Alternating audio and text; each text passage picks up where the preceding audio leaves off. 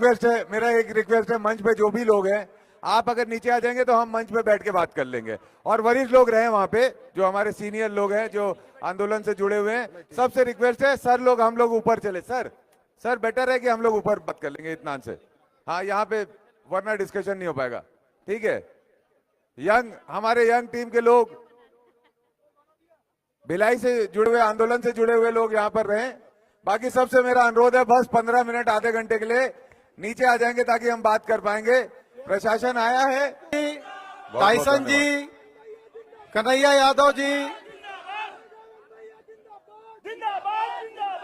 अक्षय यादव जी, आप सभी का मंच पर स्वागत, अभिनंदन।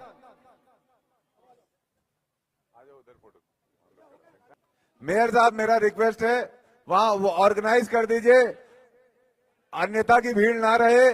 मेरा रिक्वेस्ट है, अन्यथा की भीड़ ना रहे। हम लोग एक हार्मोनिक डिस्कशन करना चाहते हैं आए हुए जिम्मेदार लोगों से। पर सबसे निवेदन कर रहा हूं, मंच पर सिर्फ आंदोलन से जुड़े हुए लोग, जिला प्रशासन, बीएसपी प्रशासन एवं पुलिस प्रशासन के जो प्रमुख लोग हैं वही रहें। इसके अलावा बाकी सबसे निवेदन है कि नीचे आकर शांति से सुने संवाद को।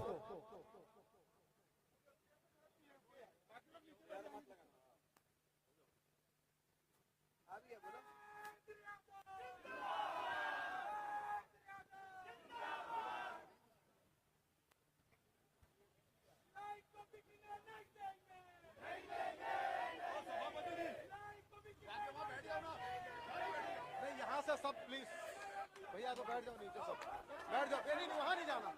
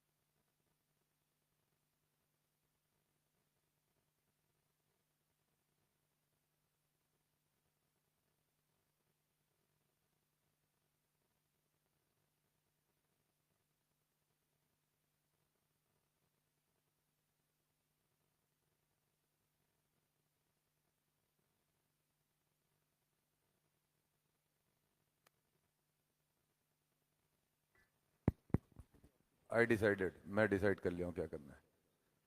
देखिए, ऐसा है, सर लोग आए हैं, सर लोग बहुत अच्छे से हमारी बातें, अपनी बातें रखे हैं। सर का बहुत इंटरेस्ट, सब लोगों का सम्मान है। वो आए, हमारे मंच पे आए, हमसे बात किए। उन्होंने मुझे प्रपोज किया कि सारे विषय पे हमारी थोड़ी थोड़ी बातें हुई है, लेकिन मैं इस बात को समझता हूं कि सर लोग रिप्रेजेंटेटिव है, ये डिसीजन मेकर्स नहीं है। ये हमारे जैसे हैं, जैसे आप हैं, मैं हूं, वैसे ही है, जैसे आप सब हैं, हम सब जैसे हैं। तो ये हमारे रिप्रेजेंटेटिव है, डिसीजन मेकर्स नहीं है। हमको निर्णय और सार्थक चर्चा की ओर जाना है। डीआईसी साहब ने मुझे इनवाइट किया है बातचीत करने के लिए, तो मुझे लगता है उनसे बातचीत करने मुझे जाना चाहिए। कि आप लोगों को क्या कहना है? जाना चाहिए ना? हाँ, एक जाना चाहिए। जाने से ही, बातचीत करने से ही रास्ते निकलेंगे। हम जाएंगे उनसे बातचीत करने। थोड़ी सी समस्या है, उसको मैं आप लोगों को बता देता हूँ। डीआईसी साहब, अभी उनका ऑपरेशन हुआ है आँख का, तो वो 2 दिन अवेलेबल नहीं है। मतलब थर्सडे को वो मिलेंगे मुझसे, थर्सडे को, मोस्ट प्रोबेबली थर्सडे या फ्राइडे को मुलाकात हो सकती है। तो हम ये करने जा रहे हैं कि हम हमारे अनशन को बढ़ा रहे हैं। डीआईसी साहब से जब मुलाकात होगी, बातचीत होगी, उसके बाद हम आगे की चीजों को तय करेंगे। Thank you.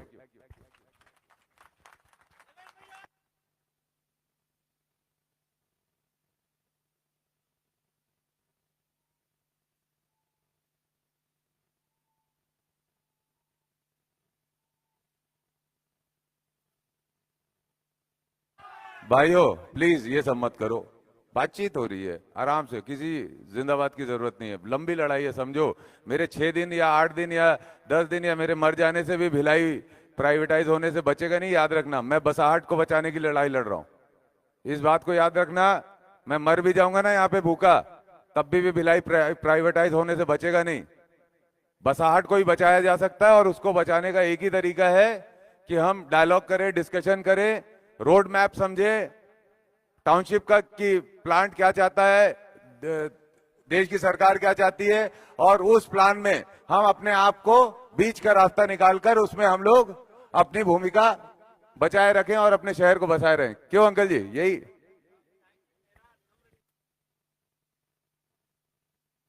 सुनिए, प्रशासन प्रबंधन की हम बहुत इज्जत करते हैं, वो भी हमारी रेस्पेक्ट करते हैं, इसलिए वो यहाँ पर आए हैं। उनसे कोई झगड़ा नहीं है, इनसे झगड़ा नहीं है, आप बात को समझिए।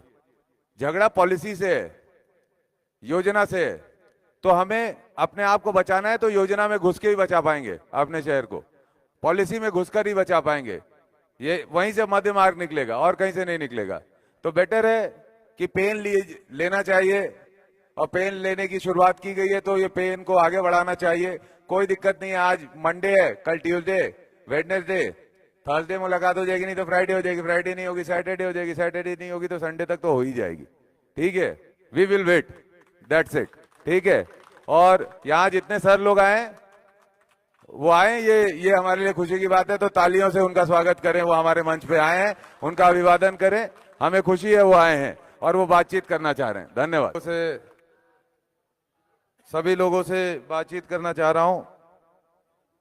मेयर साहब आ जाइए, प्रतिमा बुआ को बुला लीजिए, प्रतिमा बुआ को बुला लो, प्रतिमा बुआ को बुला लो, वरिष्ठों को बुला लो, मेयर साहब को बुला लो, दोनों मेयर साहब को बुला लो, पूर्व मेयर साहब को बुला लो, आ जाओ। अनशनधारियों को बुलाओ सामने, नहीं अनशनधारियों आप आजू बाजू रहो, दोनों अनशनधारी जो जो अनशन कर रहे हैं इधर बाजू में बैठो। एक जग्गा भाई आओ, आगे आओ, चलो स्थानीय लोग आए, इधर आओ ना जग्गा भाई। सीजू भैया आगे आ जाओ, मेयर साहब आ गया, मेयर साहब ऐसे बैठो ना, सीजू भैया ऐसे आ जाओ, कहाँ दिखो आप हाँ एक मिनट, जग्गा भाई नीचे अच्छे से बैठो, सीजू भैया दिखेंगे, अच्छे से बैठो, अच्छे से बैठो। अंकल तो चलो आप संचालन कर दो। अच्छा हाँ आप बोल दो ना। तो मैनेजमेंट की तरफ से मैं एक बार बोल दूं रौनक सचदेवा जी, गुरलीन जी, आपका स्वागत अभिनंदन है यहाँ पे। रौनक सचदेवा जी, गुरलीन भाई दोनों का स्वागत अभिनंदन है। विधायक जी पत्रकार वार्ता कर रहे हैं, इसके बाद आप सबसे मिलेंगे। मेरा निवेदन है शांति बनाए रखे। गुरलीन भाई और रौनक सचदेवा, स्वागत अभिनंदन आपके टीम और आप सभी को। धन्यवाद। तो अच्छा, मेरा रिक्वेस्ट है जो बीएसपी के हमारे अधिकारी गण आए हैं उसको आदरणीय यहाँ पे साथी जो भी उपस्थित होंगे वो उनको ससम्मान उनकी गाड़ी तक पहुंचाएं, उनको बैठाएं। देखिए हमारी बात हुई, विस्तृत बात हुई, बहुत हार्मोनिक वातावरण में बात हुई। मैं जानता हूं सब लोग, आप लोग उपस्थित हैं, बहुत चिंता कर रहे हैं।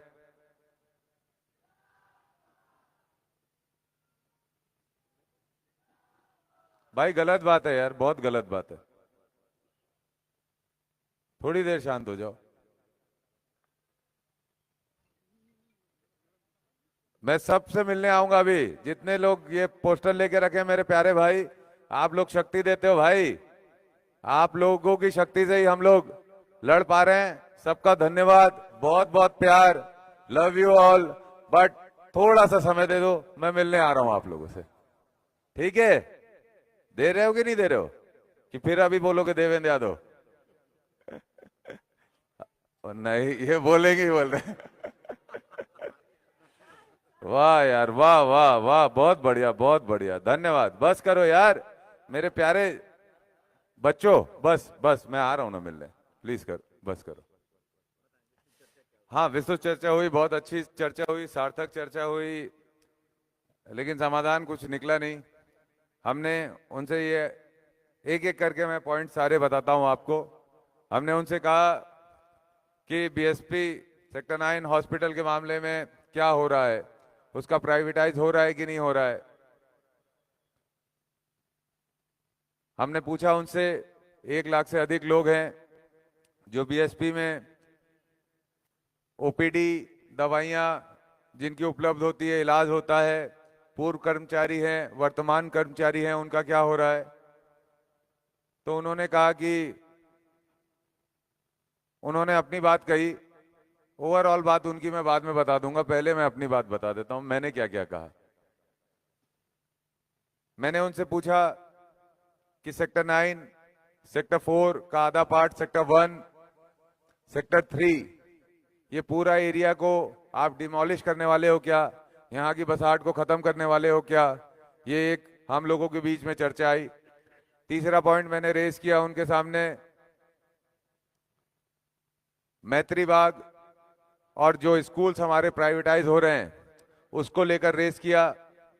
चौथा पॉइंट मैंने रेस किया, जो हमारे टाउनशिप में व्यापारी साथी हैं उनके बढ़े हुए दरों पे क्या हो रहा है। पांचवा पॉइंट मैंने रेस किया, रिटेंशन स्कीम में आप क्या करने वाले हो।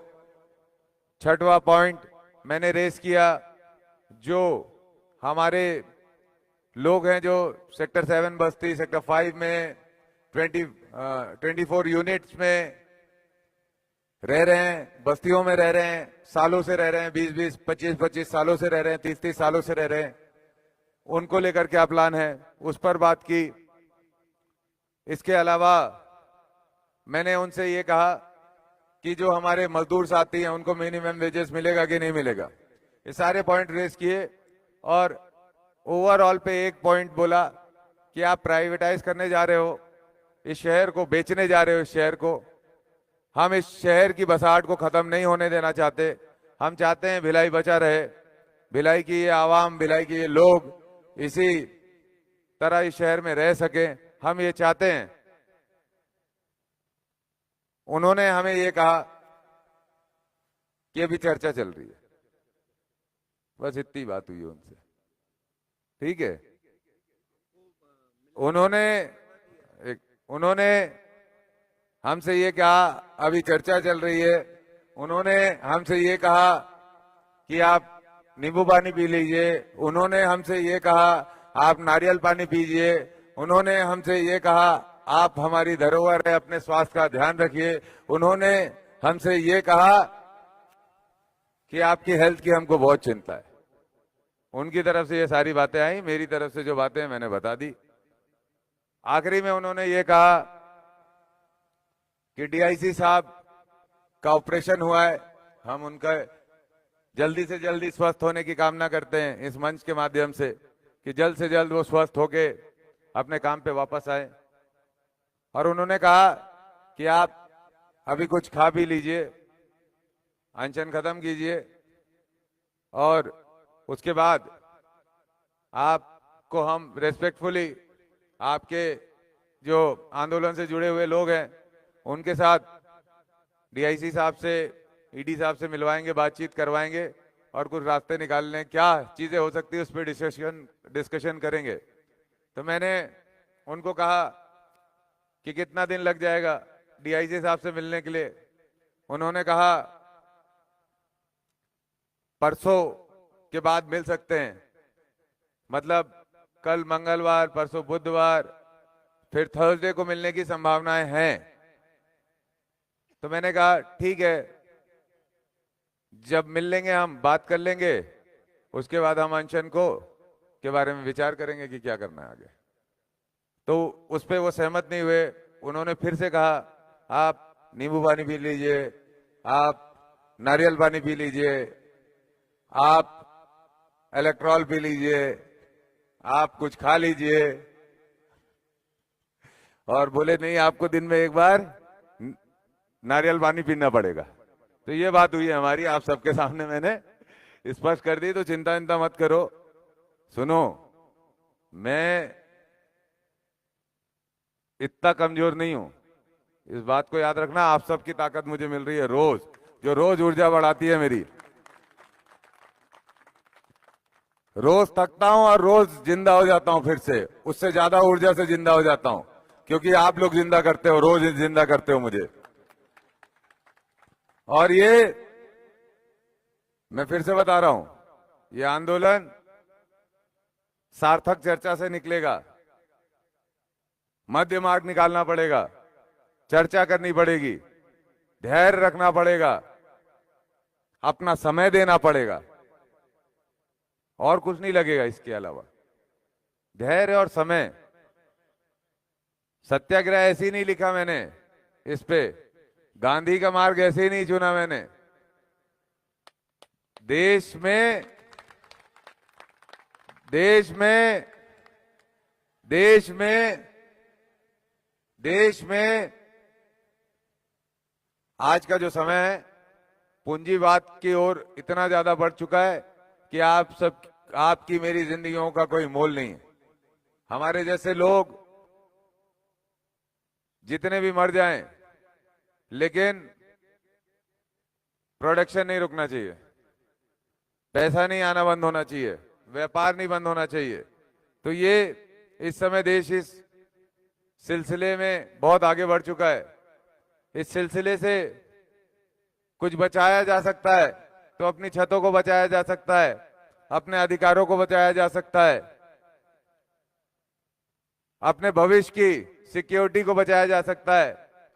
तो उसके लिए जो रास्ता होगा वो यही रास्ता होगा, शांति का, खुद को कष्ट पहुंचाने का, इंतजार करने का, और जब बात करने का मौका मिले तो समाधान निकालने का, कि सोच के साथ बात करना, इसी से हल निकल सकता है। मैं आपको इस मंच से एक चीज का आश्वासन देता हूं, वचन देता हूं, इस शहर की बसाहट को मैं मिटने नहीं दूंगा, खत्म नहीं होने दूंगा। इस शहर ने ही मुझे वो परिचय दिया है कि देश के किसी भी कोने में जाकर मैं सम्मान पूर्वक कहीं भी बैठ के बात कर सकता हूं। जो सम्मान मिला है, रेस्पेक्ट मिली है, इस शहर ने दी है, तो मैं इसकी बसाहट को मरने नहीं दूंगा। आप निश्चिंत रहिए। मैंने उनसे कहा है आप ओवरऑल प्लान बताइए, टाउनशिप को लेकर क्या है। आप रोड मैप बताइए, सेक्टर 9 अस्पताल को लेकर क्या है, मैत्री बाग को लेकर क्या है, टाउनशिप के जो सेक्टर्स को आप खत्म करना चाहते हो उसको लेकर क्या है, यहाँ पे रहने वाले लोगों के लिए क्या है, यहाँ पे पढ़ने वाले लोगों के लिए क्या है, सब चीजों पर, यहाँ पर जो ठेका श्रमिक मजदूर काम करते हैं उनके लिए क्या है, कुर्सी पार कैंप, रिसाली, दुर्ग ग्रामीण, पाटन, सब जगह से 50,000 से अधिक लेबर यहाँ पे काम करने आते हैं, उनके लिए क्या आपकी सोचना है। तो ये सब रोड मैप पे बात करेंगे, और उनसे जो भी बात होगी भविष्य में हम इंतजार करेंगे, उनसे जो भी बात होगी वो आपके सामने प्रस्तुत करेंगे। और मैं आपको फिर से लास्ट में बता रहा हूं, ये बहुत लंबी लड़ाई है, बहुत लंबी लड़ाई है, बहुत लंबी लड़ाई है। ये मेरे 10 दिन भूखे रहने से, 15 दिन भूखे रहने से पूरी नहीं होगी, लेकिन भूखे रहेंगे क्योंकि सबको जगाना पड़ेगा। मेरे अकेले लड़ने से ये नहीं होने वाला। जब तक भिलाई नहीं जागेगा, भिलाई के हर कोने से जो प्रभावित लोग हैं वो इसको अपनी लड़ाई नहीं समझेंगे, तब तक भिलाई की बसाहट को नहीं बचाया जा सकता। और इस बसाहट को बचाने के लिए किसी को पेन लेना पड़ेगा। आप भी थोड़ा समय दीजिए, थोड़ा मैं भी पेन लूंगा, मिलजुल कर करेंगे, सबको जागरूक करेंगे, धीरे धीरे चलेंगे, लंबा समय तक लड़ेंगे और सफलता लेंगे। बस यही कहना चाहता हूं आप सबको। और ये अनशन अंतिम में, ये अनशन जारी है, उस दिन तक जारी है। फिलहाल जिस दिन तक मैनेजमेंट हमको आकर बात करने की आवश्यकता नहीं है, हम भी इतने उदारवादी, हम भी जाकर बात करने के लिए तैयार है। जिस दिन मैनेजमेंट हमसे जाकर वहां पर बातचीत करे और बातचीत को मैं आप लोगों के समक्ष रखूं, उसके बाद आगे की प्लान, आगे का आंदोलन, आगे की रूपरेखा किस तरीके की होगी वो मैं आपके सामने रखूंगा।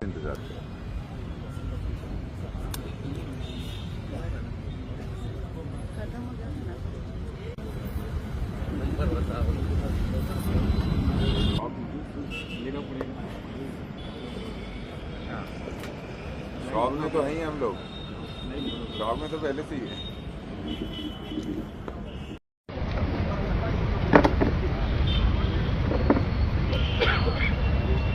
आज के इस कार्यक्रम में जिसे नाम दिया गया है अनशन,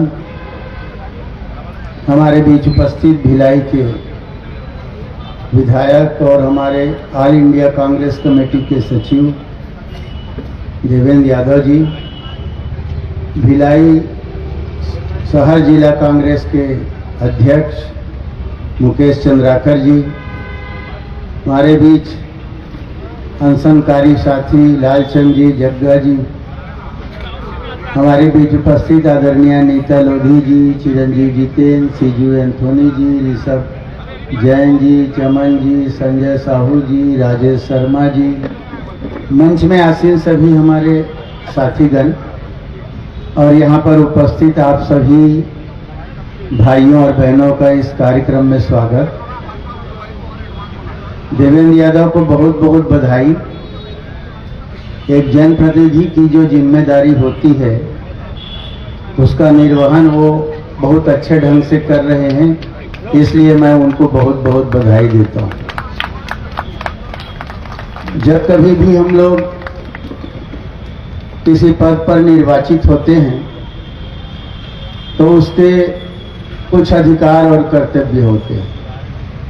देवेंद्र का विधायक के नाते जितना अधिकार है उससे कहीं ज्यादा कर्तव्य की ओर ध्यान देना, ये बड़ी विशेषता है। यहाँ की भिलाई स्टील प्लांट में उनके विधानसभा क्षेत्र में अमूमन सब कर्मचारी या कर्मचारी अधिकारी परिवार के लोगों का निवास है। उनकी जो समस्याएं हैं भिलाई स्टील प्लांट से संबंधित, लगातार मांग करने के बाद भी भिलाई स्टील प्लांट मैनेजमेंट के द्वारा उसका कोई निराकरण जब नहीं किया गया, कुछ निष्कर्ष नहीं निकला।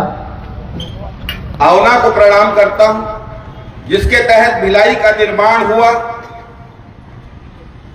और देवेंद्र भाई का अभिनंदन करता हूं। हमारे कांग्रेस के एक युवा साथी ने, एक नौजवान ने, एक विधायक ने ये जज्बा दिखाया, ये हिम्मत दिखाई भिलाई को बचाने की लड़ाई को शुरू करने की। हमारे बीच उपस्थित बहुत ही आदरणीय श्री अरुण वोरा जी, संघर्ष के प्रतीक श्री बदरुद्दीन कुरैशी जी, श्री समयलाल साहू, बहुत पुराना, अभी थोड़ा भैया है, नहीं तो एक समय भिलाई में इंटक यूनियन मतलब समयलाल साहू हुआ करता था, वो दौर भी हम लोगों ने देखा है। हमारे साथ आए बलौदा बाजार युवक कांग्रेस के अध्यक्ष भाई शैलेंद्र बंजारे जी, MSUI के बलौदा बाजार विधानसभा के अध्यक्ष सूर्यकांत वर्मा जी, किशोर नौरंगे जी, गोल्डी मरैया जी,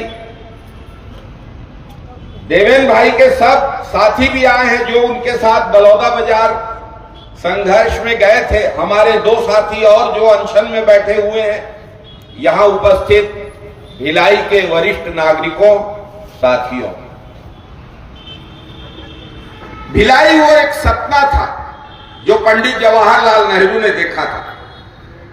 पंडित जवाहरलाल नेहरू भिलाई को, भाखड़ा नंगल को इनको आधुनिक भारत का तीर्थ कहा करते थे। नेहरू जी कहते थे कि हमारे आधुनिक भारत के तीर्थ है ये सब, और भिलाई नहीं है ये तो भारत है। भारत के हर जगह से लोग आए, निर्माण से लेकर भिलाई संयंत्र को चलाने तक और ऊंचाइयों तक पहुंचाने तक। भिलाई स्टील प्लांट वो जगह जहां रूस के निकिता क्रुश्चेव जैसे बड़े बड़े नेता, कोसिगिन जैसे नेता यहां आते थे। ये भिलाई,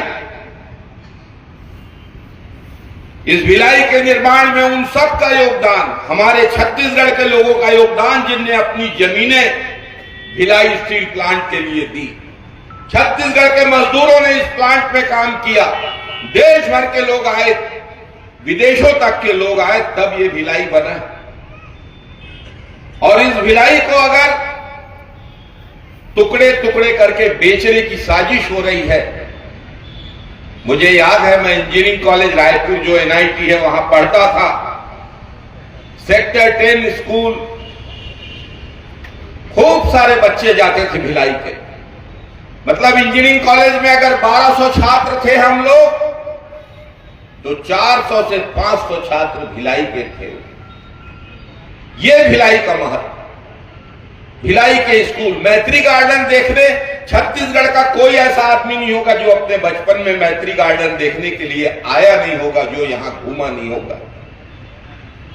भिलाई के व्यवसायिक परिसर, भिलाई के सेक्टर, अभी परघनिया जी से बात कर रहा था मैं कि हम लोग भिलाई को कोड में लिखते थे 628/13/6। 628 मतलब मकान नंबर, 13 मतलब स्ट्रीट नंबर और 6 सेक्टर। ये भिलाई का एड्रेस इतने से अंकों में आ जाता था। और उस भिलाई को अगर बेचा जा रहा है तो इससे ज्यादा दुखद बात और कुछ नहीं हो सकता। सेक्टर 9 अस्पताल, हम सबको याद है कि छत्तीसगढ़ में जब कहीं चिकित्सा व्यवस्था नहीं थी तो सिर्फ भिलाई के लोग नहीं, छत्तीसगढ़ में यदि कोई बड़ी दुर्घटना होती थी, कोई बड़ी बीमारी होती थी, तो इलाज के लिए आदमी पूरे छत्तीसगढ़ से सेक्टर 9 अस्पताल आता था। जो लाइलाज बीमारी थी उसका भी इलाज सेक्टर 9 अस्पताल में होता था। ये बड़े दुख की बात है कि केंद्र में भाजपा की सरकार बनने के बाद भिलाई को, भिलाई वासियों को, उनके हक को, उनके अधिकार को, उनके हित को बेचा जा रहा है। जब मकान ज्यादा थे, बीएसपी में काम करने वालों की संख्या कम थी, तब ये मकान लायबिलिटी थे। तब योजना लाई गई कि ये मकान लीज में दिए जा सकते हैं। जो कंपनी के अधिकारी कर्मचारी रिटायर होते हैं वो लोग अपने पीएफ का पैसा, अपने ग्रेच्युटी का पैसा मिलाकर मकान ले लें। लेकिन अभी देवेंद्र भाई बता रहे थे कि इसकी लागत बहुत बढ़ा दी गई है। सबसे बड़े दुख की बात, जिस भिलाई को आधुनिक भारत का तीर्थ बनाया गया था, उस तीर्थ में मजदूरों को मिनिमम वेजेस भी नहीं दी जा रही है। मजदूरों से उनका अधिकार छीना जा रहा है, ठेका मजदूरों से उनका अधिकार छीना जा रहा है। शिक्षा बेच रहे हैं आप, मैत्री बाग बेच रहे हैं, अस्पताल बेच रहे हैं, स्टेडियम बेच रहे हैं, भिलाई स्टील प्लांट के अंदर की यूनिट्स बेच दी आपने। बचा क्या है? भिलाई की जगह लिख दो कोई नाम। गुजरात में आपने सरदार पटेल स्टेडियम का नाम बदल के मोदी स्टेडियम कर दिया। शर्म नहीं आई आपको? उस सरदार पटेल के नाम पर आप नेतागिरी करते रहे और उनके नाम के स्टेडियम का आपने नाम बदल दिया। भिलाई में भी वही करने की तैयारी है। हम कांग्रेस के लोग निश्चित रूप से, राजनीतिक रूप से कहीं ना कहीं कमजोर हुए हैं, तब इनका इतना दुस्साहस हो रहा है। देवेंद्र ने एक अच्छी पहल की है, मैं देवेंद्र का अभिनंदन करता हूं, उनके साथियों का अभिनंदन करता हूं और भिलाई वासियों का अभिनंदन करता हूं। जिस भिलाई से भारत के नव निर्माण की शुरुआत हुई थी, उसी भिलाई से भारत को बचाने की लड़ाई भी आप लोगों ने शुरू की है। हम सब आपके साथ हैं, पूरा छत्तीसगढ़ आपके साथ है, पूरा भारत आपके साथ है, ये कहकर और आपको खूब शुभकामनाएं देकर, देवेंद्र को खूब शुभकामनाएं देकर अपनी वाणी को विराम देता हूं। जय हिंद, जय छत्तीसगढ़, जय भिलाई। कांग्रेस कमेटी के अध्यक्ष मुकेश चंद्रकर जी, हमारे भाई महापौर नीरज पाल जी और समस्त पार्षदगण, कांग्रेस के साथियों और सभी व्यापारी संगठन, हमारे ट्रेड यूनियन के लोग और सभी यहाँ के रहवासी आज आए हैं, इसके लिए मैं आप लोग को धन्यवाद देता हूँ। साथ ही ये कहना चाहता हूँ 8 साल पहले देवेंद्र यादव जी के नेतृत्व में हम सब लोगों ने हॉस्पिटल सेक्टर के 700 घरों को तोड़ने से बचाया है। लाठीचार्ज हुआ और आज 8 साल बाद भी वही लोग अभी भी वहाँ बस रहते हैं। इसका मतलब ये मैं बता रहा हूँ कि हमको संघर्ष करना है। संघर्ष के सामने मैनेजमेंट झुकेगा ही। देवेंद्र यादव जी ने हिम्मत से 2 दिन भूख हड़ताल की बात कही है। मैं जानता हूँ 2 दिन पूरा बैठेंगे। आज हमको इनका साथ देना है। हम सब जानते हैं कि मेरे पिताजी भी बीएसपी में सर्विस करते थे। 68 साल में उनकी मौत हो गई। क्यों मौत हो गई? क्योंकि बीएसपी में कोकोन में काम करते थे। प्लांट के जितने भी पुराने लोग हैं जो प्लांट में काम किया है, मैं हुड़को का पार्षद हूँ, क्योंकि सब जो रिटायर्ड लोग हैं हुड़को में उनको घर मिला था। आज मैक्सिमम 80% लोग मर चुके हैं उसमें। उनका सेकंड जनरेशन है, हम लोग जैसे जनरेशन है, उनके भी जो सीनियर है वो भी उनकी भी डेथ हो चुकी है। मैं इसलिए देना चाहता हूँ कि बीएसपी एक पॉइजनस गैस के तरफ हमारे बुजुर्गों को तो निपटा दिया है। अब आने वाले पीढ़ी को भी हमको समझाना है कि ये जो संघर्ष हम कर रहे हैं उसको, ये हमारे स्कूल का हो, रिटेंशन का हो, लीज का हो, लाइसेंस का हो, बीएसपी मैनेजमेंट चाहता है कि सब उखाड़ फेंक दो या खंडर कर दो और अडानी को दे दो। आपको मालूम होगा जेपी प्लांट भी अडानी ले चुका है। अभी हाल ही में जेपी प्लांट भी बिक चुका, अडानी ले लिया है। तो इस प्लांट को आज ऊपर से मैनेजमेंट पीएमओ से इनको निर्देश है कि 7000 एम्प्लॉय चाहिए, बाकी सबको खत्म कर दो। आज लगभग 11,800 लोग बीएसपी में सर्विस करते हैं। जो एम्प्लॉय हैं उसमें 2000 एग्जीक्यूटिव हैं, बाकी नॉन एक्स है। और साथ में 29,000 लेबर, जो कॉन्ट्रैक्ट लेबर है 29,000 लेबर है, उनका पेमेंट है 15 से 16,000 रुपया। अब बीएसपी के वर्करों का मिनिमम वेजेस 1 लाख से चालू होता है। हमारे नेहरू जी की सोच थी, शुक्ल जी की सोच थी कि यहाँ पे स्टील प्लांट बने और सबको हक मिले, सबको बराबर का पेमेंट मिले। परंतु आज की सरकार चाहती है कि प्लांट ही खत्म कर दें, अडानी को कम रेट में बेच दी जाएगी। आपने देखा होगा एफएसएनएल बिक गया कम रेट में, बाल्को बिक गया। साथ ही आज हम जो संघर्ष कर रहे हैं, हमको सब देवेंद्र यादव जी का साथ देना है, क्योंकि देवेंद्र यादव सामने आए हैं। और मैं चाहता हूं कि अब लड़ाई अभी तो शांतिपूर्वक होगा, इसको तो उग्र करना है। तोड़ देंगे एमडी का गेट, तोड़ देंगे इस्पात भवन का गेट। कोई आदमी बड़ा नहीं होता, भीड़ के सामने कोई बड़ा नहीं होता। तो हम सब चाहते हैं कि देवेंद्र जब तक शांतिपूर्वक कर रहे हैं उसका तो उग्र होगा आंदोलन। यहाँ पे जेल जाने के सामने डरते नहीं है। कई बार जेल गए हमारे साथी देवेंद्र यादव, 6 महीने जेल में रहे, और जितने भी साथी हैं संघर्ष किए हुए हमेशा जेल जा चुके हैं। तो जेल से प्रशासन हमें डराया नहीं। तो हमको ये संघर्ष आखिरी है, क्योंकि ये आखिरी लड़ाई है। इसके बाद कोई मौका नहीं मिलेगा। जब लेबर वर्कर्स कंप्लीट हो जाएंगे, बीएसपी का घर बिक चुका होगा। आज मैं जानता हूं मेरे साथ पड़े हुए लोग आज अमेरिका में महीने का 50 लाख पेमेंट कमाते हैं, जो सेक्टर 10 बोरिया टाइप क्वार्टर में रहते हैं। उन्होंने बीएसपी का अच्छा एजुकेशन लिया, अच्छा शिक्षा लिया। हमारे माता पिता भी यही सर्विस किए, हम भी यही पैदा हुए सेटेन हॉस्पिटल में। उस टाइम ये था कि हमारे दादा दादी नाना नानी भी यहाँ ट्रीटमेंट करने वहां से केरल से आता था, कोई बिहार से आता था। सर्व धर्म सभी जाति सभी प्रदेश के लोग यहाँ काम किए हैं। परंतु आज मैनेजमेंट का ये ऊपर से निर्देश है, वो भी अधिकारी मजबूर है, वो भी ऊपर का मैनेजमेंट से त्रस्त है कि भाई इनको ऑर्डर होता है कि आप हर महीना 20% लेबर कम कर दो। ऊपर से आदेश आता है तो बेचारे ये भी मजबूर है। इनका भी 2 साल 1 साल बचा हो मैनेजमेंट का। तो मैं चाहता हूँ ये संघर्ष खत्म ना हो। देवेंद्र भाई से भी अनुरोध करूंगा कि संघर्ष अगर 2 दिन में नहीं खत्म उसको आगे भी अपन इसके लिए लड़ते रहेंगे, क्योंकि आखिरी लड़ाई है साथियों। आप अपने साथ में जितने भी आपके साथी हैं, अड़ोसी पड़ोसी, इसमें भीड़ लेके आए। पूरा जीवन और सर्वाइवल धर्म सब सिखाया हमें। और महाभारत युगों से रही है, और जब तक धरती है तब तक हम सब हैं, तब तक महाभारत रहेगी। और ये महाभारत है सच की, धर्म की। और आज भी ये जो आंदोलन शुरू हुआ है, जो मैं कहूंगा शुरू तो ये सालों से हुआ है, लेकिन आज इसको एक जो रूप मिल रहा है, ये महाभारत का स्वरूप है। सालों से हमने देखा कि लोग यहां पर बीएसपी प्रबंधन के सामने और भिलाई को प्यार करने वाले लोग भिलाई की संस्कृति को बचाए रखने के लिए अपना अपना योगदान दिए। पर अब अति हो गई तो हम लोग भी धर्म युद्ध कर रहे हैं, अपने शहर को बचाने के लिए धर्म युद्ध कर रहे हैं। और मुझे इस बात का विश्वास है, मैं ये जानता हूं कि ईश्वर हमारे साथ है, क्योंकि धर्म हमारे साथ है, सच हमारे साथ है।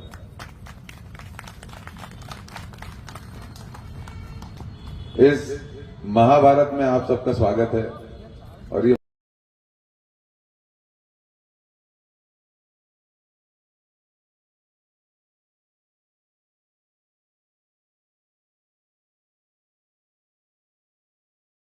हमको निरंतर अग्रसर होना पड़ेगा, काम करना पड़ेगा, लड़ना पड़ेगा। अभी तो देखिए 96 आवर्स हो गए, पहली बार बात करने का भी मौका नहीं मिला। तो सोचिए हमारे मुद्दों को हमें समर्थन लेने में, उनको हल लेने में कितनी मेहनत लगेगी और उसके लिए कितनी जागरूकता की जरूरत है।